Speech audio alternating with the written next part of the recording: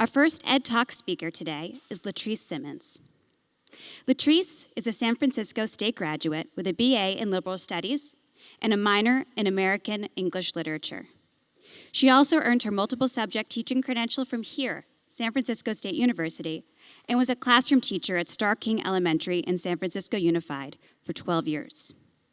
For the past 3 years, she worked as an instructional reform facilitator, or IRF, because in education we love our TLAs, right? The three-letter acronyms. The beginning teacher support and assessment provider, or BITSA, and a literacy instructional coach, or like we like to say, a lit coach. Latrice has been an educator in San Francisco Unified for the past 14 years. Her teaching career has been geared towards meeting the needs of underserved, low socioeconomic children of the Potrero Hill neighborhood in San Francisco.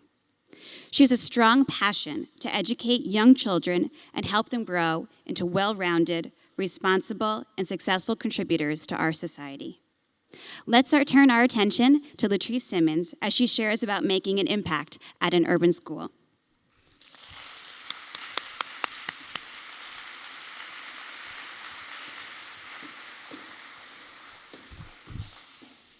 Thank you so much. Thank you so much for being here. I'm supposed to start my Ed Talk right now, but I have to do my good teacher stuff. So can everybody stand up? We've been sitting a long time listening. And it's hard. This is what I do with my students. We've been sitting a long time, so it's going to cut into my time a little bit, but is that all right? All right. Put your hands in the air. Tippy toes, try to touch the ceiling, and we're going to dive down and touch our toes. Come back up. Take a deep breath, hold it for 6, let it out. Take a deep breath, hold it for 3. Let it out. One more time. Touch the ceiling. Touch your toes. Slowly roll up. Take a deep breath for 3. Let it out for 6. Here we go. Let it out. Thank you. You may have a seat. This is not the way that I planned this to go, but I can't help myself. Use this strategy with your students when you see them looking at you like this. Then you know that you might need to make some adjustments, and that's what I just did. I made some adjustments. That was a long time sitting. Okay, now we're going to start for real. Oh, you're a teacher at that school? Wow, you must be really good to be a teacher there all those years. I heard that's a really hard school. That's where you want to teach? Bless your heart.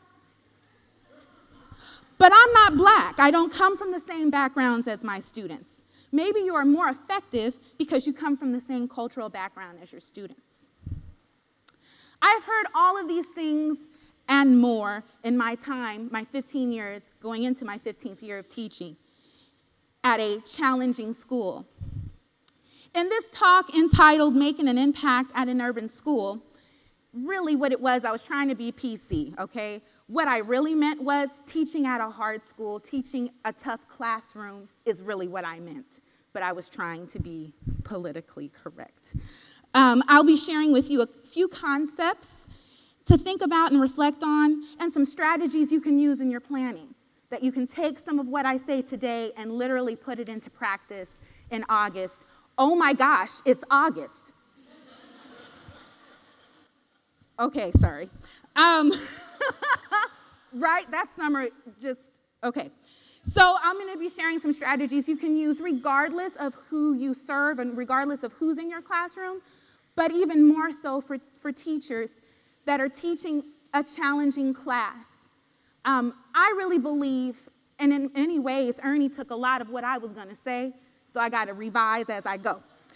But a lot of people come into this profession for various reasons, and I am not here to say that one person's reason is better than another person's reason. My reason for being an educator is because I wanted to make change. I remember being in the credential program. I was just as green as they come. And I had this optimism and this passion because I wanted to change the lives of students, in particular, students in San Francisco, the underserved students who looked like me. That's why I got into teaching. And I remember interviewing at my current school site. It's the only site that I've been at. And as the years go by, there are less and less people who were from my original cohort, but that's another story. So I remember interviewing. I remember walking the halls of the school, and it just touched my heart to see kids from different programs. I saw a child from a special day class program playing with a general ed student like it was nothing, like the disability just didn't come in between this friendship. And it touched my heart, and I said, wow, this is where I want to be. Also, on my way walking to the classroom to do my demo lesson, I saw a couple of kids calling each other names. It is an elementary school. That's what elementary school students do. And I saw some other little scuffles happening along the way. But it didn't deter me from wanting to be at this particular school site. So I walked in to my first demo lesson, and I did not allow anyone to derail my lesson. I don't know if any of you know what it's like to do a demo lesson. Basically, you're coming into this classroom where you know none of the kids have no relationships, but you're supposed to just teach a lesson. And I also don't know how successful you were in yours, but for me, I had a couple of little friends in there that wanted to do whatever they could to prevent my lesson from taking place. And those were the kids that I engaged. And I was able to finish and complete my demo, and I was offered a position at this school. Initially, I taught 5th grade for 2 years, and I loved it. I was asked to move down to 2nd grade, which I had some apprehension about, but I did that.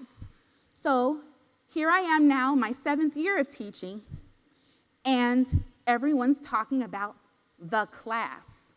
You know the class.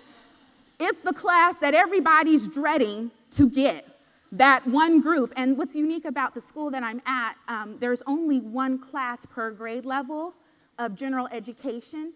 There are 2 Mandarin classes as you go up. So there is no other teacher but you. So in kindergarten, we sweetly called these lovely children challenging. And then in 1st grade, things became a little real.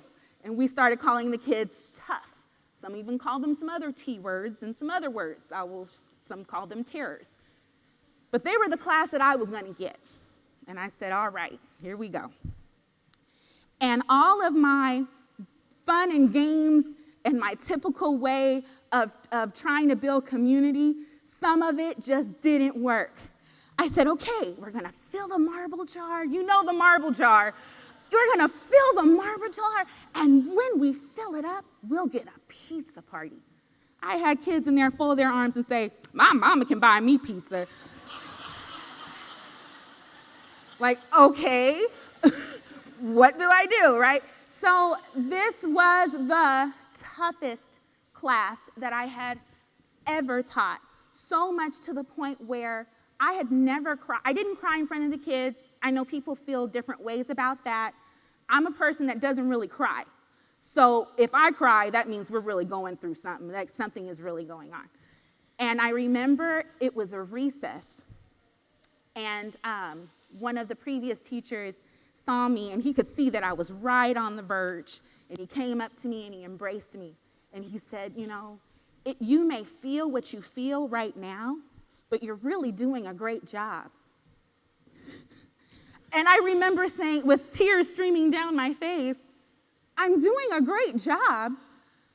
And then I started thinking, well, hey, wait a minute.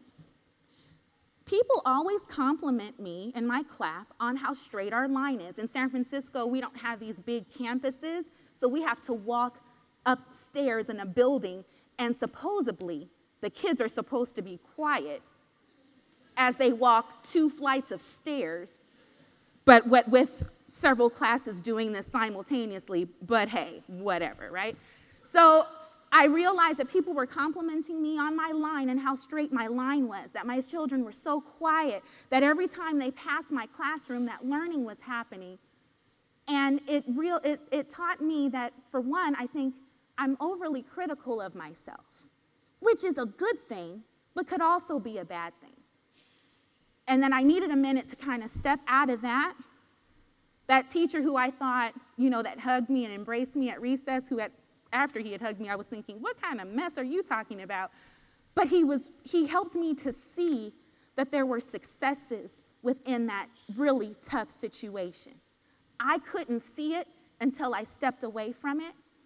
And so all of that to say, and academically. So yeah, their behavior in my class was good.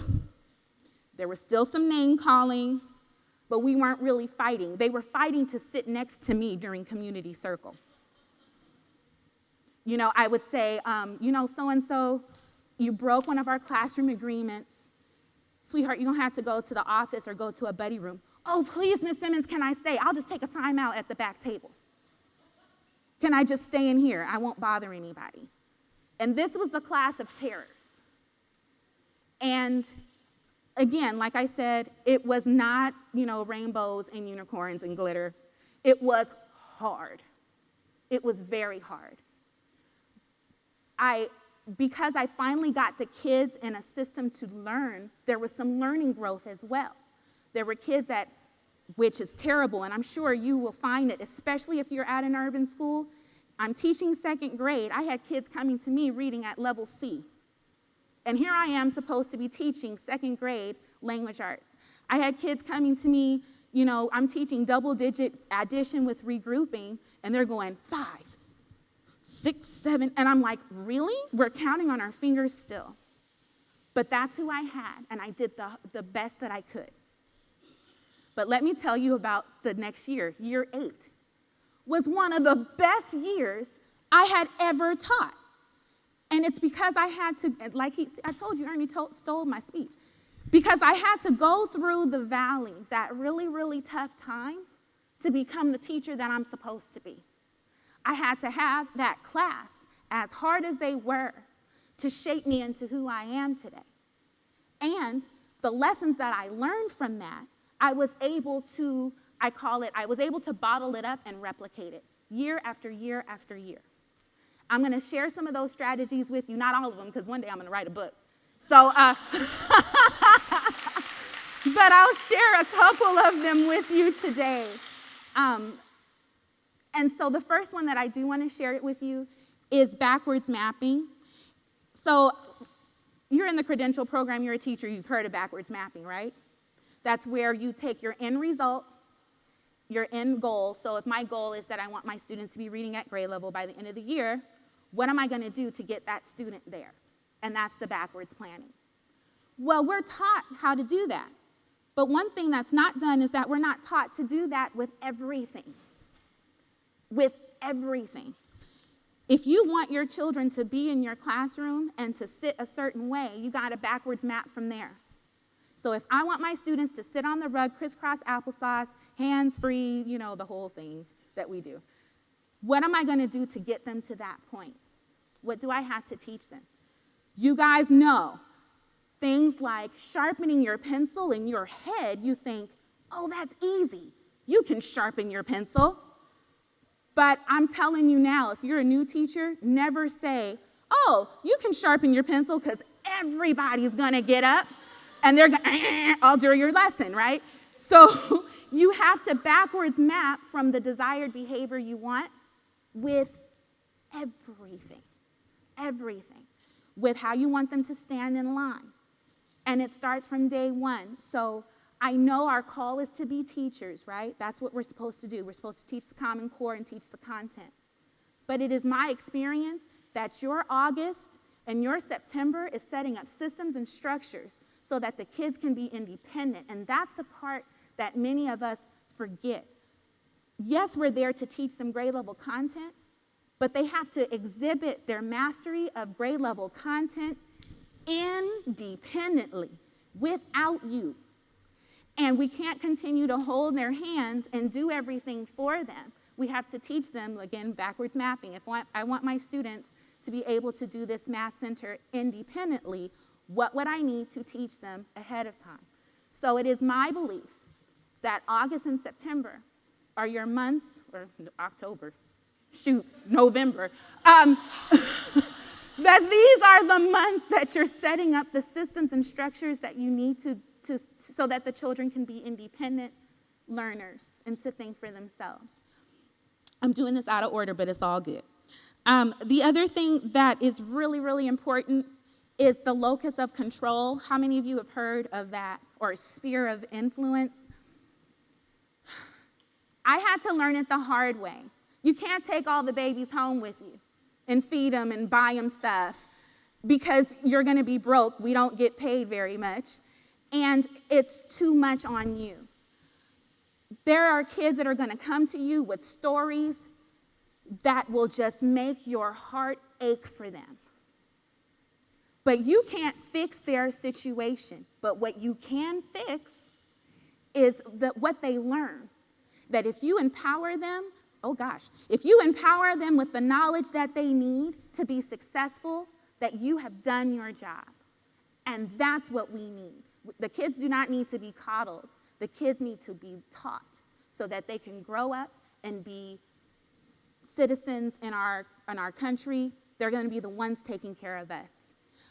There's a bunch of notes that I have here that I'm not going to get to none of this.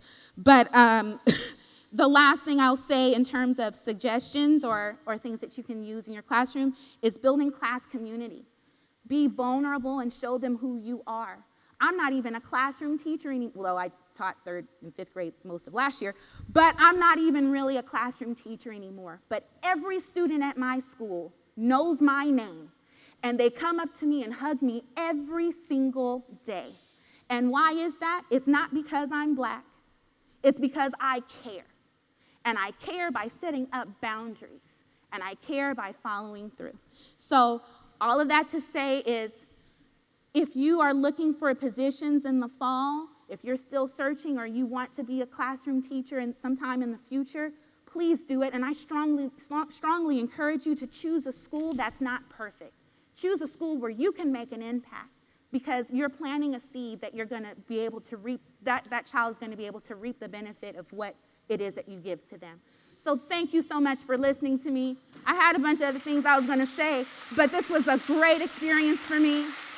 Have a great school year in the fall. Thank you.